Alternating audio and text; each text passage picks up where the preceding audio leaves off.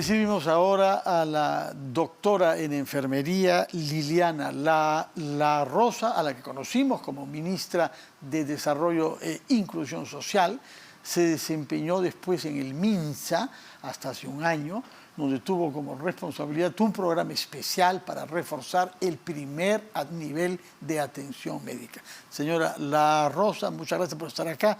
Buenas noches. Muchas gracias por la oportunidad de dialogar. Así, bueno, ya no está usted en el MINSA, creo, hace un año. ¿Cómo ha evolucionado entre tanto? Bueno, desgraciadamente ese programa al que hace referencia, sí, que es el programa de creación de redes integradas de salud, que está financiado por el Banco Mundial y por el BID, no ha gastado más del 12%. Ese es su nivel de ejecución. ¿Por qué teniendo dinero? Creo que eran 70 millones de dólares para este año, para reforzar algo que todos sabemos que es indispensable, los centros de salud, aquellos que están en contacto con la población y que pueden facilitar o no que la gente quiera vacunarse y lo haga. ¿Por qué se ejecuta, como dice usted, menos del 13% de un dinero que ellos tienen en sus cuentas y que ha sido dado por instituciones multilaterales? Bueno, solo en este año han tenido 4 coordinadores generales, ¿no? Entonces, la danza de los nombramientos. 4 viceministros. Entonces tenemos un problema muy serio de gestión en el Ministerio de Salud que yo creo que tenemos que empezar a solucionar, y ahí la ciudadanía organizada, los salubristas, la gente que está comprometida con la salud tiene que asumir un rol de liderazgo, porque eso es lo que nos toca. Viendo la situación, además de la designación de la nueva ministra, yo creo que no podemos permanecer pues tranquilos, sintiendo que hay una esperanza en esa situación, no, por el contrario, es un momento de cerrar filas. ¿Qué es lo que sabemos sobre la nueva ministra? Bueno, porque ella dice que es fruto de una reflexión que el primer ministro, que ya había denigrado, ha tomado y ha sometido a la consideración de Pedro Castillo. Pero hay razones para creer que más bien es su membresía en Perú Libre lo que ha motivado esto, ¿no? Bueno, la médica Kelly Portalatino, la nueva ministra de Salud, viene pues de una trayectoria de 4 meses de haber sido directora de una red y de ser médica de un servicio, sin experiencia de gestión pública. De una red, 4 meses, 4 ¿no? meses, no es una experiencia. Sí, sí. Entonces, digamos, pasar de allí a gobernar el sector salud, que es el ente rector del conjunto del sistema sanitario, de salud, del MINSA, las jerezas, las direzas, los 3 niveles de gobierno, son 24, hasta la fecha son aproximadamente 30.000 millones de este año y 24.000 millones que se están solicitando para el próximo año. Entonces, realmente es, digamos, preocupante que una persona con poca experiencia, con poca formación, esté con este nivel de responsabilidad. Pero bueno, nos tiene que dar pruebas, de que no es fruto de... ¿Cuáles pruebas esperaría usted que ella pueda aportar? Es decir, ¿qué gesto haría que usted tenga una actitud un poco más clemente hacia la señora Kelly Portalatino? Mire, la audacia de aceptar ser ministra con esta experiencia, yo creo que tiene que venir acompañada de un tenaz trabajo, primero anticorrupción, porque lo que tenemos es que ella ha entrado porque se ha descubierto toda una situación de aparente corrupción, no solamente en la cúpula, sino que viene desde abajo. Entonces esto ella tiene que dar muestras de que va a sacar a toda esa gente que ha entrado, que no tiene calificaciones para el cargo, que han aumentado puestitos aquí y allá para meter gente vinculada políticamente, y lo que necesitamos es que entre gente capaz, que esté en condiciones de sacar adelante las metas del sector salud y que pueda responder a las necesidades de la ciudadanía. 40% de anemia. No podemos estar así. 30% de los pueblos indígenas están vacunados. 30% a esta altura. Recién les han soltado plata. Hay un repunte de la muerte materna. Hay un repunte del embarazo en la adolescencia. O sea, estamos en una situación crítica y necesitamos la mejor gente en el Ministerio de Salud, y espero que ella sepa limpiar toda la corrupción y poner gente muy bien calificada, porque bueno, el ministro es el operador político, no es el representante político, pero los que mueven el barco son los 2 viceministros. Quiero ver quiénes son sus viceministros, quiénes son esos directores. Ahora, acá hay una dificultad ligada al hecho que la tarea prioritaria e indispensable es la lucha contra la corrupción dentro del ministerio, puesto que usted ha dicho lo que hemos visto, un ministro que vendió un tomógrafo, según él, a un empresario privado que es conocido por tener instituciones de salud, de imágenes médicas en los alrededores de los hospitales públicos que no tienen o que las tienen malogradas esas tecnologías. Ahora bien, hemos sabido que el jefe de gabinete, el señor Delgado, que era el operador de Perú Libre, ha salido. Él ha presentado su renuncia. Algunos dicen asociado, no sabemos, a aquellos funcionarios que llevaron dinero en efectivo para depositar en las cuentas de la ex pareja del ministro. Pero hay una presencia de Perú Libre fuerte en ese ministerio. Se habla de 100 funcionarios, es lo que he oído decir. ¿Cómo se explica que se nombre a alguien de Perú Libre cuando el problema es el mal manejo que en parte es consecuencia de la percepción de este ministerio como una cuota política para un partido? Bueno, todos los partidos cuando entran a gobernar ponen a su gente de confianza, y uno está acostumbrada a esa situación en el aparato público, ¿verdad? Pero lo importante es que lleven gente de confianza que sepa, gente de confianza con experiencia, con calificaciones, ¿verdad? Yo creo que en este caso no es lo que ha sucedido, no es lo que hemos visto en el Ministerio de Salud, y ahí están las consecuencias de esas designaciones. Y esto está vinculado a la situación de conflicto nacional que estamos enfrentando, y necesitan pues esa cuota de poder que trae el señor Vladimir Cerrón, ¿no? Ahora, independientemente de eso, que ya es una desgracia que la salud sea parte de una cuota política, independientemente de eso, se necesita un gobierno de salud. Necesitamos que las cosas funcionen. Necesitamos que la señora Portalatino asuma el liderazgo del sector salud, asuma el liderazgo de la rectoría y se rodee de gente que de verdad saque adelante el Ministerio de Salud, independientemente de la crisis, porque la gente se sigue enfermando, la gente se sigue muriendo, los niños siguen con anemia, la tuberculosis está campeando, la violencia doméstica, el suicidio en adolescentes, el tema de salud mental es hilarante. Entonces, más allá de reconociendo esta desgracia que se esté tomando tan poco en serio la salud, negociando con la salud, reconociendo esa situación, yo creo que nosotros, los que estamos comprometidos en la salud, no podemos doblegarnos y tenemos que buscar los mecanismos para exigir las mejores competencias en ese equipo de salud que ella vaya a conformar, ¿no?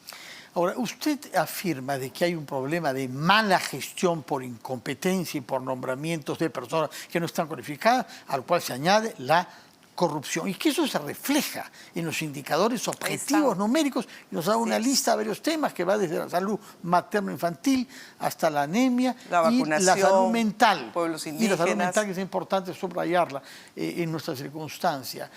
Nos ha explicado eso muy bien.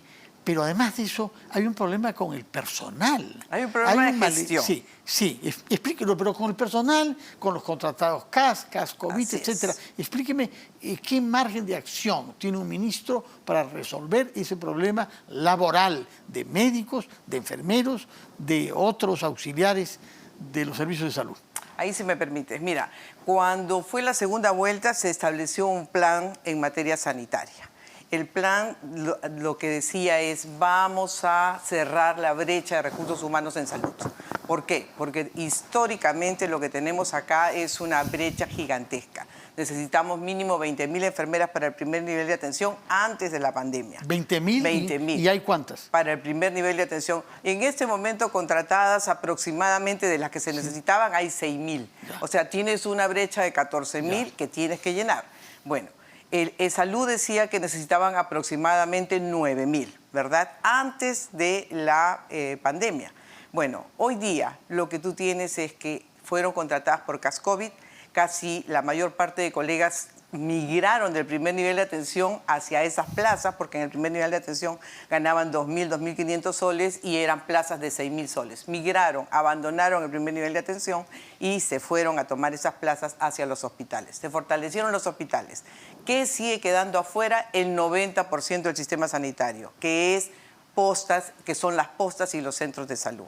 Se requiere, con carácter de muy urgente. Por un lado, la primera cosa que yo señalaría es: se requiere que el Ministerio de Economía y Finanzas abra la caja para decir: hay nombramientos. Se tienen que crear las plazas para 4.000 médicos. ¿Está presupuestado eso? No porque está este año son presupuestado. 24.000 millones, que es varios miles menos del presupuesto con el que estamos terminando el año, ¿no? Pero cuando tú comparas el presupuesto, tienes que comparar el inicial con el otro inicial, ¿no? Entonces, si comparas iniciales, hay 1.000 millones más. Ha aumentado un poquito. Ha aumentado 1.000 millones, que es nada frente a lo que debimos aprender después de la pandemia. ¿Qué tenemos que aprender? Que no puede haber un puesto de salud sin médico y sin enfermera. Ya hay 4.000 sin médico y sin enfermera. El MEF tiene que abrir la caja y generar plazas para designar con contrato permanente 4.000 médicos y 8.000 enfermeras en los puestos de salud, porque si no, seguimos engañando a la gente. Por otro lado, la gente que ya tiene su plaza CAS, que ya está instalada en el hospital, que ya está instalada en el centro de vacunación, que ya está instalada en el servicio de salud, CAS COVID, debería ya pasar a ser CAS. ¿Cuál es la gran dificultad? Hay que sincerar quiénes son, las regiones necesitan la asignación presupuestaria, necesitan mayor capacidad de gestión, acelerar esa capacidad de gestión, y eso implica un liderazgo desde el nivel central. Hace muy poquito han cambiado a la directora responsable del tema, hace solo 3 o 4 semanas. ¿A quién ponen? Ponen al mismo de Recursos Humanos del Ministerio de Salud, y no es lo mismo. Es obvio que no entienden qué cosa es lo que se necesita en la DIGER. El de Recursos Humanos en Salud ve los problemas de recursos humanos del ministerio. El de la DIGER ve los problemas de recursos humanos de todo el sistema sanitario. ¿Cuál es el perfil de un médico? ¿Cuál es la perspectiva de médicos que se necesita en este país de acá a 5 a 7 años? ¿Qué tipo de especialidades se necesitan? Eso tiene que ver esa dirección. Se necesitan pues directores con esa capacidad, con esa visión de formar residentes, de formar especialistas, de cubrir los requerimientos del país. Y eso no se ha podido hacer con el ministro López. Yo espero que esta ministra lo haga. Tenemos ¿Espera una de gran verdad, brecha. señora La Rosa, usted es conocida por su sinceridad Fíjese, y no teme correr riesgos políticos, porque ya sufrió las consecuencias de su independencia? ¿De verdad espera que todo este programa pueda ser llevado a cabo por esta señora, que no tiene mucha experiencia de gestión y que trabajará bajo la sombra de su mentor, Vladimir Cerrón? Mire, mis esperanzas son mínimas, pero no puede parar la salud. Nosotros tenemos que ser vigilantes y exigentes. Yo creo que es el momento de nosotros los ciudadanos. Ahora no podemos callar frente a esta situación. No tiene experiencia, no tiene formación y es parte de la cuota política. Eso es más que claro. Pero nosotros tenemos que sacar adelante un programa y tenemos que exigir que eso se cumpla. Y eso tienen que hacer los colegios profesionales, tienen que hacer las sociedades científicas, tenemos que ser los distintos académicos y salubristas que estamos en este espacio, las promotoras de salud, los comités ciudadanos anti-COVID que se han formado a lo largo y ancho del país, el Consejo Nacional de Salud, que yo espero que pronto se reúna, convocado pero o no Castillo convocado, no parece y lo escuchar exija. a todas esas instituciones. Aparentemente, si no hubiera tomado esta decisión al cabo de 5 días de espera. Bueno, aparentemente sus decisiones tienen que ver más con su permanencia. Yo habría preferido que la decisión tenga que ver con las necesidades de nuestro pueblo en materia sanitaria. Nos estamos entendiendo al final de esta conversación. Siempre nos entendemos, Fernando. Yo creo que lo importante es poner delante la salud, pero es lo que hay y a lo que hay que exigirle al máximo y eso es lo que vamos a hacer. Muchas gracias por su presencia y por su hablar claro y hacernos comprender efectivamente las dificultades y las trabas políticas que hay para tomar decisiones que saltan a la vista en su necesidad y que se reflejan en los problemas de salud que tiene nuestro pueblo. Y no nos olvidemos, Fernando, solamente como siempre recordar, van ahora 6.800.000 personas que pasan hambre. Esa es un tema central que este ministerio, como el MIDIS, como la PCM, tienen que empezar a liderar y asumir en lugar de solo estar en el conflicto. La PCM también se está olvidando de su rol. Su rol es aglutinar a los ministerios en función de las prioridades nacionales. Y hoy la crisis alimentaria es una prioridad nacional. Muchas gracias por recordar ese aspecto social sin el cual no hay soluciones en el plano de la salud. Muchas gracias y muy buenas noches, señora Liliana La Rosa. Vamos a hacer una pausa y retomamos las cosas como son.